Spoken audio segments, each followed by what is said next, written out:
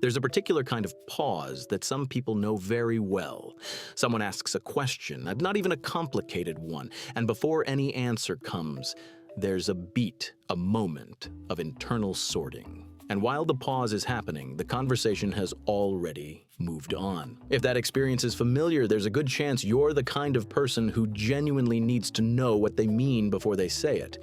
And psychology has a compelling explanation for why some people are built that way. Because people who think before they speak aren't just being careful. They're processing the world in a way that's fundamentally different from how most social environments are designed to reward. You may have noticed this pattern before, in yourself or in the person at the dinner table who waits until everyone else has spoken before offering their take, and then says something that somehow cuts to the center of what everyone else was circling around. The pattern is real, and it's worth understanding. There's a very specific kind of social discomfort that people in this category know well. Someone asks you something in a group setting, a question that isn't even that complicated, and you feel the pause inside you before you can respond. Not because you don't have an answer, because you have several. And you're sorting through them. You're checking the one that feels truest against the one that's most accurate against the one that's most appropriate for this particular moment. And while you're doing all of that, someone else has already answered. And the conversation has already moved on. Sometimes the answer comes to you just a few seconds too late, right as someone else has already changed the subject. You probably smiled and let it go, but something in you noted it, filed it away. The gap between how quickly other people seem to retrieve their thoughts and how long it takes you to be confident in yours has been something you've been quietly aware of your entire life. And it's not just group conversation. Some people notice this when composing a text message, sitting with a draft for longer than it probably warrants, reading it back, adjusting the wording until it actually reflects what they mean. Not because the message is complicated, because getting it slightly wrong feels worse than taking the extra minute.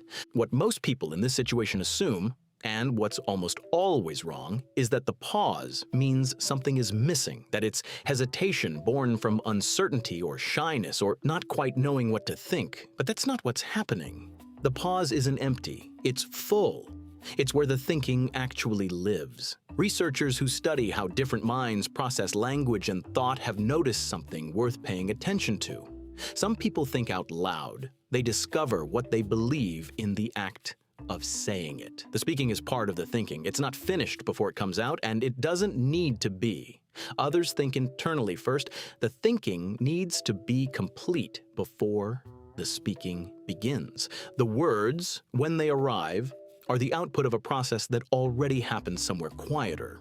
Neither is more intelligent or more capable or more engaged with what's happening. They're different ways of arriving at a thought, but almost every social environment, every meeting, every dinner conversation, every job interview, every first date is designed to reward the first group and mildly penalize the second. The person who speaks quickly reads as confident, as engaged, as knowing their own mind. The person who pauses reads as uncertain, as slow, as possibly not having much to say, and that interpretation is almost always wrong. But it persists because the pause is visible in a way that the thinking behind it isn't. For certain people, this experience starts early. Maybe you remember being in class as a child and knowing the answer, genuinely knowing it, having worked it out, but by the time your hand was fully up, the teacher had already moved on. Or you were in a conversation with friends and had something you wanted to add, but the window for adding it closed before you could get there. And you sat with the thing you would have said, turning it over, realizing it was probably better than anything that was actually said, and feeling something that wasn't quite frustration, more like a mild, familiar resignation.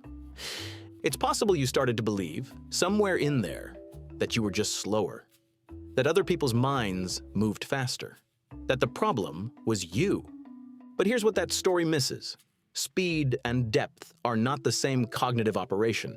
In fact, they often trade against each other. The mind that produces an answer in 3 seconds and the mind that produces an answer in 30 seconds are not running the same process at different speeds. They're running different processes. And the slower one is frequently, not always, but frequently, running a more thorough one. There's a particular experience people in this category tend to have after conversations end, one that most people feel occasionally, but that people who think before they speak feel with unusual regularity. It's the moment, an hour later or sometimes the next morning, when the better version of what you were trying to say simply arrives, fully formed, clear, exactly right, the response you would have given if only the conversation had waited a little longer for you to get there. You replay the exchange. You see the moment where you fumbled for the words and didn't quite find them. And you know with complete clarity now what you actually meant. The thought was there the whole time. It just needed more time than the conversation allowed. Some people notice this happening in professional settings too. The meeting where you paused before speaking or held back entirely and later realized you had exactly the right read on a situation. The contribution that came too late or never came at all because the room had already moved on. That experience repeated enough times creates a very specific kind of quiet frustration. And it also, gradually, becomes its own form of evidence that what you have to offer is worth the wait even when the format doesn't accommodate it. People who think before they speak tend to have a particular relationship with regret around what they've said. Not in a ruminating, anxious way, though that can exist too, but in a very specific quality control way. They know from experience what it feels like to say something before it was fully formed, to get to the end of a sentence and realize the sentence wasn't quite right. To watch someone's face shift in response to something they said, knowing that what landed was a rougher draft than what they actually meant. So the pause isn't procrastination, it's editing. It's the internal revision pass that happens before the sentence is spoken rather than after, which means you hear less from these people overall, but what you do hear has usually been through at least one more layer of consideration than what most people offer in real time. Some people notice this about themselves as a kind of built-in filter, something that makes it almost physically uncomfortable to say things they don't believe, or to express a certainty they don't feel, or to fill silence with words that are only there to fill the silence. The idea of saying something just to have something to say doesn't just seem unnecessary, it seems faintly wrong. There's a deeper mechanism underneath this worth naming. And it has to do with how certain minds relate to meaning. For people who think before they speak, language isn't primarily social currency. It's not the medium through which they perform ease or warmth or relatability, though they can use it that way when they need to. For them, language is closer to a precision instrument. It's a way of getting something exact and using it imprecisely, and choosing the almost right word when the right word exists, agreeing with something they haven't fully evaluated, answering a question they're still in the middle of working out, produces something that feels like friction. A small misalignment between what's inside and what came out. This is why people in this category often prefer certain kinds of conversation over others. They're drawn to depth over breadth, to one real exchange rather than 5 surface ones, to the conversation that goes somewhere over the one that stays busy. At a party where 10 different people are circulating and the interactions are lively and brief, they'll find the one person who wants to actually talk about something, and they'll stay there. You might recognize yourself in that, or you might recognize someone you love who always ends up in the corner at gatherings, deep in conversation with one other person, while the party moves around them. It's worth acknowledging that this way of thinking has genuine costs in a world that moves quickly and rewards people who can match that speed. Job interviews don't always leave room for the best answer. First impressions don't wait for the most considered one. In fast-paced group discussions, the person who takes a breath before speaking can lose the floor to someone who isn't quite ready, but moves faster. And over time, people who think before they speak can develop a habit of saying less than they have to offer. Not because they have less to say, but because the conditions rarely create enough room for what they actually have. Some people in this category discover, usually in their 20s or 30s, that others have been perceiving them as reserved or mysterious or possibly aloof, when from the inside they were simply being thoughtful. That gap between how the pause reads from outside and what it actually contains is one of the more quietly frustrating parts of moving through the world this way. But here's the reframe that tends to matter. Once people arrive at it, Thinking before you speak isn't a social limitation. It's a form of respect for the person you're speaking to and for the subject you're speaking about.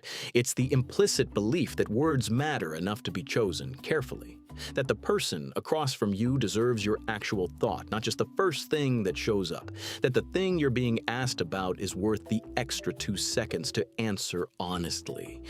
In relationships, people who think before they speak tend to be the ones whose words carry weight precisely because they're not constant. When they tell you something, you know it went through something before it arrived. You know it wasn't reactive or reflexive or chosen because it was easy. You know it's what they actually think. That's rare. In a world where people often fill every silence and produce every opinion on demand, the person who pauses, who genuinely waits to know what they mean before they say it, offers something that's increasingly hard to find. So the next time you notice yourself holding back before you speak, taking that extra beat while the conversation waits, it might not mean something is missing. It might simply mean your mind is wired for precision, for honesty over performance, for the real answer over the convenient one. The pause isn't a gap. It's where you actually live, and the people worth talking to will wait for it. So now I'm curious, are you someone who tends to think before you speak, who needs a beat, or sometimes longer, before you know what you actually want to say? Or are you more the opposite? Someone who discovers what you think by saying it out loud, who uses conversation itself as the thinking process? Drop it in the comments.